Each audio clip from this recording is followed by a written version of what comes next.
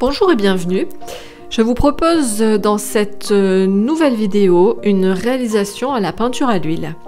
Voilà, donc je vous ai noté les couleurs que j'ai utilisées. Vous n'êtes pas obligé d'utiliser exactement les mêmes. Prenez les couleurs que vous avez à la maison. Essayez de prendre des couleurs qui se rapprochent des miennes. Voilà, donc là, on va commencer à faire le ciel. Et je vais aussi également vous dire que au niveau du médium, j'utilise de l'huile de lin.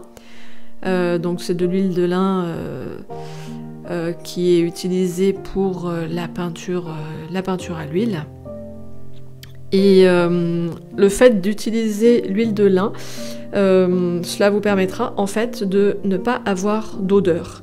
Le résultat sera le même qu'avec les autres médiums, mais par contre vous n'aurez pas d'odeur toxique, et ce qui vous permettra de faire cette peinture dans votre salon sans craindre pour votre santé.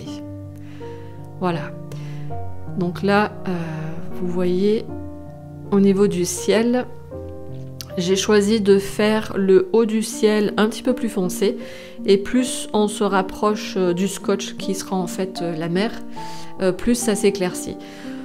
Donc vous pouvez faire le mélange de vos couleurs sur votre palette. Ma palette pour moi c'est du papier d'aluminium. Voilà, j'ai pris l'habitude d'utiliser du papier d'aluminium. Je trouve ça assez pratique. Une fois que j'ai fini de l'utiliser, je le jette. Je le jette à la poubelle, donc au moins j'utilise des petits morceaux de papier d'alu et ça fait très bien l'affaire. Pour en revenir au ciel, vous voyez donc l'horizon en fait est beaucoup plus clair que le haut du ciel. Et la peinture à l'huile en fait permet de faire des mélanges qui sont beaucoup plus agréables qu'avec la peinture acrylique. Là vous voyez sur la vidéo, j'ai enlevé en fait, j'ai un sopalin, enfin, ou un mouchoir en papier, vous pouvez prendre un sopalin ou un mouchoir en papier, qui me permet d'essuyer l'excédent de peinture que j'ai sur mon pinceau, de manière à ensuite ne pas avoir de traces sur mon carton de toilette. Ah oui, j'ai oublié aussi de vous préciser que en fait j'utilise un carton de toilette que j'ai enduit au préalable de peinture acrylique cette fois-ci. Voilà, j'ai utilisé la peinture acrylique en sous-couche. Donc là j'ai fait une sous-couche grise. Et j'ai fait ça en fait pour éviter d'avoir à faire plusieurs couches de peinture à l'huile sur mon carton toilette. Donc le fait d'avoir mis une sous-couche de peinture acrylique me permet en fait de faire des couches beaucoup plus fines, et du coup d'aller plus vite dans ma réalisation. Voilà, donc là maintenant je suis en train de faire le sable. Ah, donc là j'utilise de l'ocre jaune. Donc en fait je suis en train de faire un dégradé. Et même chose, on va aller du plus foncé au plus clair. Vous voyez, je continue à faire mes mélanges directement sur mon carton de toilette. Là c'est très facile de faire comme ça, étant donné qu'on n'a que 2 couleurs à mélanger. Donc du coup on peut facilement mélanger les couleurs sur notre carton de toilette.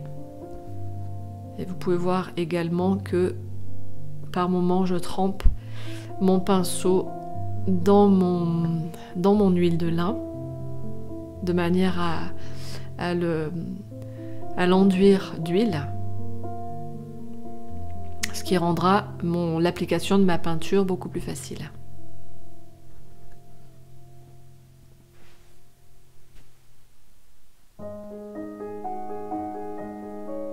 Voilà, et donc là on éclaircit progressivement en faisant le dégradé.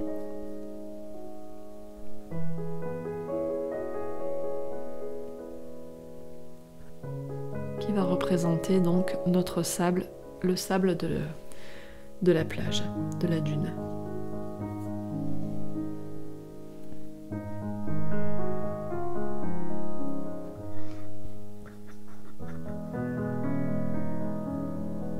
Voilà, vous pouvez voir que en fait la peinture à l'huile c'est pas si compliqué que ça.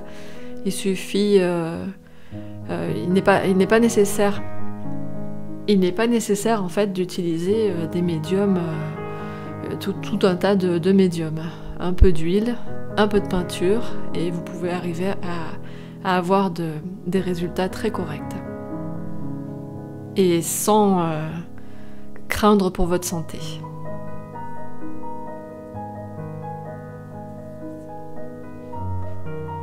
Donc là, cette peinture, on la fera en 2 étapes. Donc là, on va faire, sur un premier jour, donc on va réaliser donc le ciel, la mer, le sable, et on positionnera également l'herbe. Ensuite, on laissera sécher sur 1 ou 2 jours. En fait, je dis sécher, mais la peinture à l'huile, elle ne sèche pas, mais elle cicative. Donc en fait, quand je dis se cicative, en fait, elle se polymérise sous l'action de l'air et éventuellement de la lumière. Mais bon, c'est plus facile de dire que la peinture, elle le sèche plutôt qu'à chaque fois de dire elle va cicativer.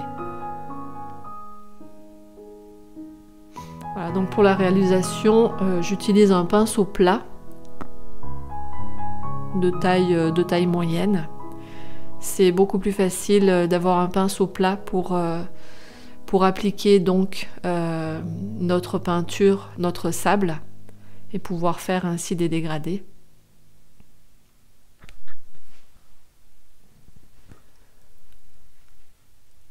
Pensez également à toujours respecter, là j'ai donné une orientation à mes coups de pinceau, donc je m'y tiens du début jusqu'à la fin. Donc là je suis à l'horizontale, je fais des traits, je passe mon pinceau à l'horizontale.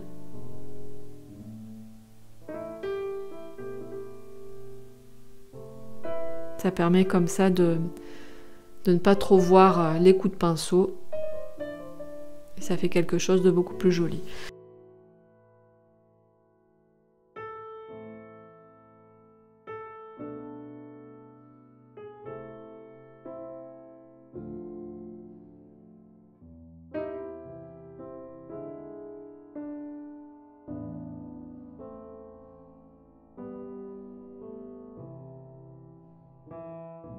Voilà, donc maintenant j'enlève le scotch de masquage. C'est en fait un scotch que j'achète dans un magasin de bricolage. Hein.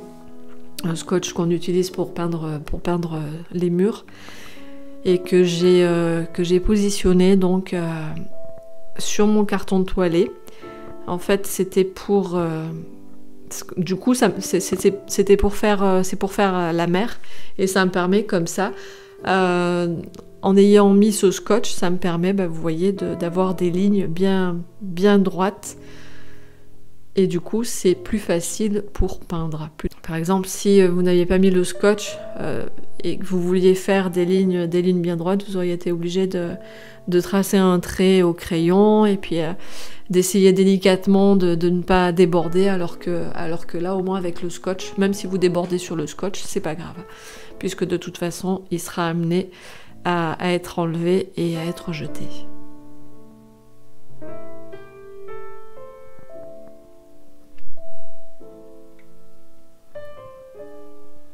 Voilà, donc là, pour la mer et le ciel, j'ai utilisé du bleu phthalo. Et là, mon bleu, en fait, je l'ai foncé avec un petit peu de noir. Donc voilà, suivant le bleu que vous allez utiliser, si jamais il est un peu trop clair, vous pouvez le foncer avec du noir comme je l'ai fait là. De manière en fait à ce que la mer se détache du ciel. Donc j'ai un petit peu de blanc sur mon pinceau, mais c'est pas gênant, parce que du coup ça me permettra de faire comme des effets de vagues sur la mer.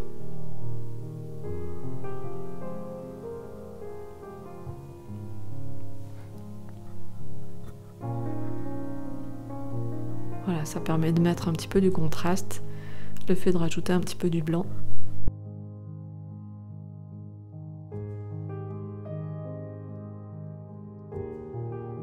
Voilà, vous pouvez voir que là on travaille sur des couches de peinture très fines. Mais le fait d'avoir mis notre sous-couche à l'acrylique, cela nous a pas mal facilité le travail et nous permet effectivement de travailler maintenant sur des couches, sur une couche fine de peinture.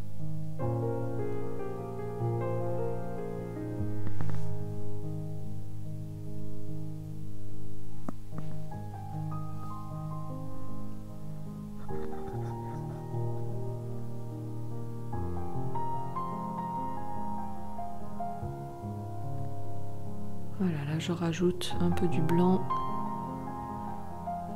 pour un effet de vague près du sable.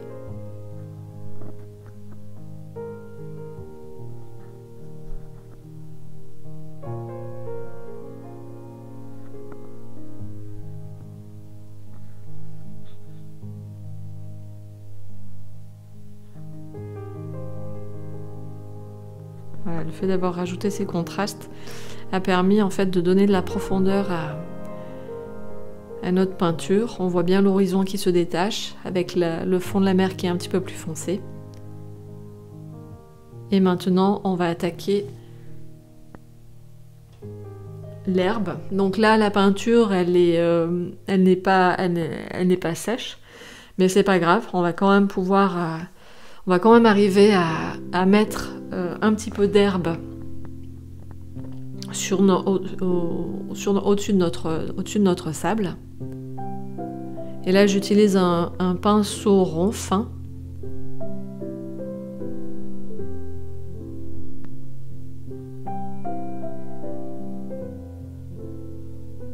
On va faire des petits traits plus ou moins fins.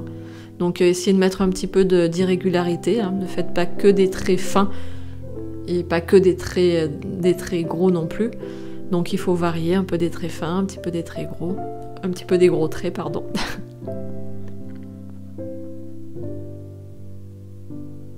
Et là, si ça se mélange un petit peu avec l'ocre jaune qui est dessous, c'est pas grave. Donc là, aujourd'hui, on aura posé notre décor. Donc vous pouvez, au niveau de votre verre, vous pouvez, si vous voulez le foncer un peu, vous pouvez mélanger légèrement avec du noir. Et si vous voulez l'éclaircir, vous pouvez le mélanger également légèrement avec un petit peu de blanc. Mais pas trop blanc parce que du coup, vu que le vert se mélange déjà un petit peu avec votre ocre jaune, si vous le faites trop clair, votre vert, on ne le verra pas. Donc il vaut mieux plus le foncer que l'éclaircir.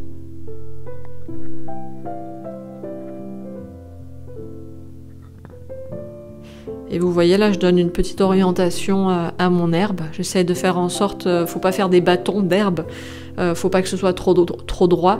Donc là, j'ai choisi en fait de l'orienter vers la droite, comme si on imaginait qu'en fait il y a un petit souffle d'air. Et du coup, cette petite brise agite un petit peu notre herbe et la fait ployer sur la droite.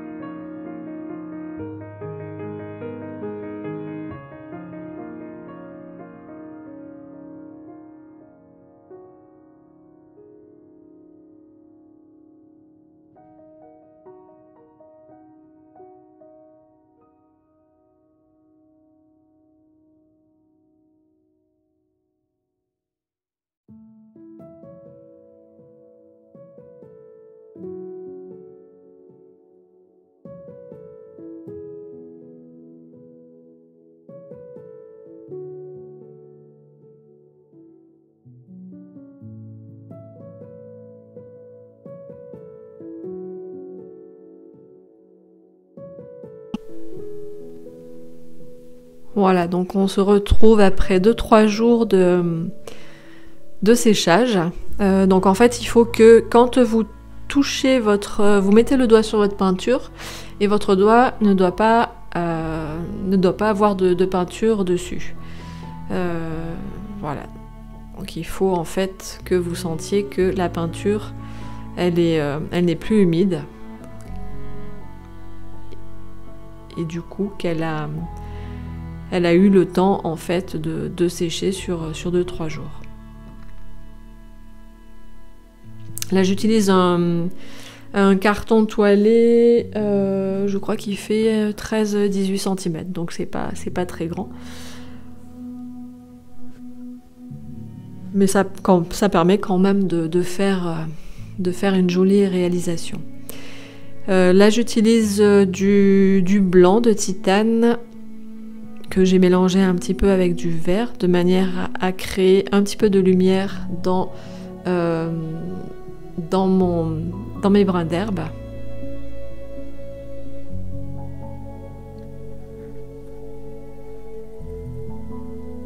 Et là, je vais foncer la base du feuillage avec du terre d'ombre brûlée que je mélange à mon verre de vessie. Ça va nous créer un léger ombrage au niveau de la base de l'herbe.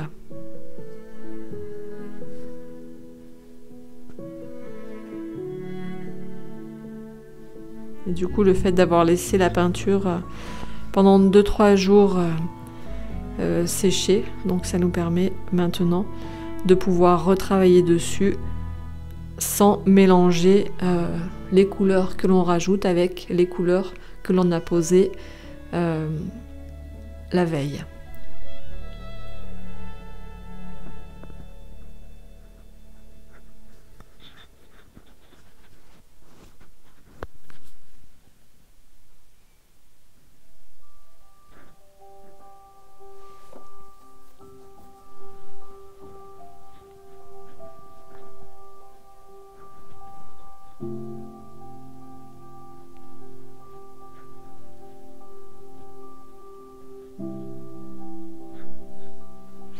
Voilà, donc là maintenant, je vais mélanger mon ocre jaune avec mon terre d'ombre brûlée pour faire en fait des petits épis.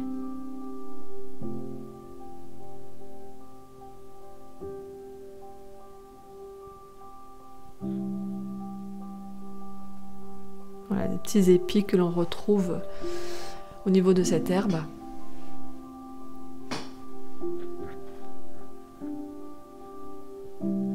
Donc j'ai toujours mon huile, là on la voit pas sur la vidéo, mais je mélange toujours, j'humidifie toujours mon pinceau avec mon huile.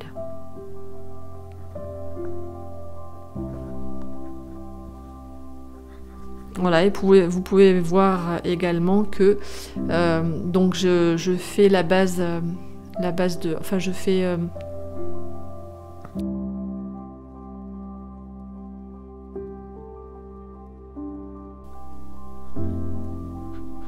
vous pouvez voir donc que je positionne les épis marrons tout en suivant l'orientation que j'ai donnée à mon herbe.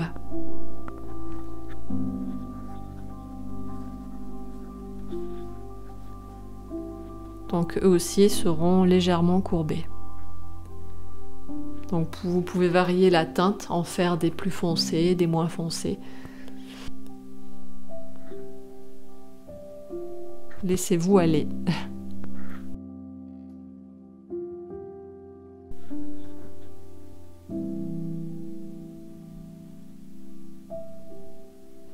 Voilà, là vous voyez, je fais, j'ai mis une petite ombre. On va dire que c'est légèrement sous l'épi. Donc on peut voir que le dessus est un petit peu plus clair et le dessous est un petit peu plus foncé. Et maintenant, je vais mélanger du blanc avec mon ocre jaune. Et je vais faire des petits traits. Des petits traits en V. Qui vont apporter de l'éclairage et qui vont donc nous dessiner de manière un petit peu plus réaliste nos épis au niveau de cette herbe.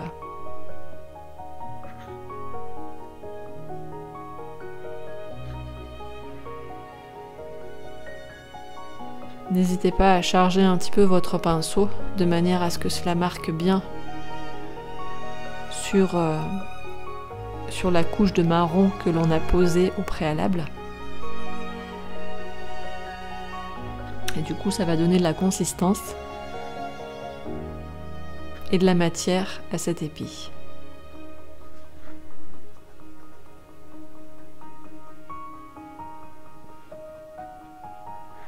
Voilà, il ne faut pas complètement recouvrir le marron que l'on a posé dessous. Hein. Vous voyez, on le voit apparaître, on le voit quand même apparaître en dessous. Donc essayez de faire vos petits traits, les petits traits en V, essayez de les espacer un petit peu quand même. On fait un trait d'un côté, un trait de l'autre. Là on peut voir un à gauche, un à droite, sans qu'il soit trop serré. Parce que le but c'est pas de recouvrir complètement le marron, parce qu'en fait ce marron que l'on a posé dessous nous crée un petit ombrage. Et donc cet ombrage, il ne faut pas qu'il disparaisse complètement.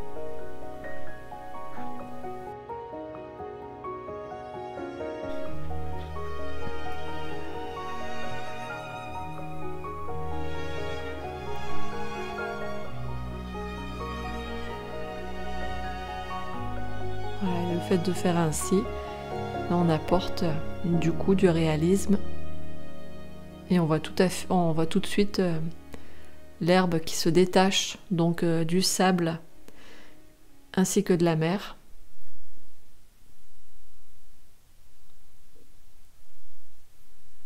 Et on sent vraiment la brise qui souffle légèrement.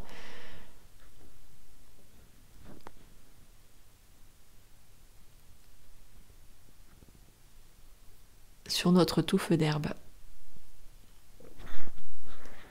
Et la même chose qu'au départ, je rajoute un petit peu de contraste en mettant un petit éclairage. Voilà, cette vidéo est terminée. J'espère que cela vous a plu. N'hésitez pas à me laisser vos impressions en commentaire. Quant à moi, je vous dis à bientôt dans une prochaine vidéo. Bye bye.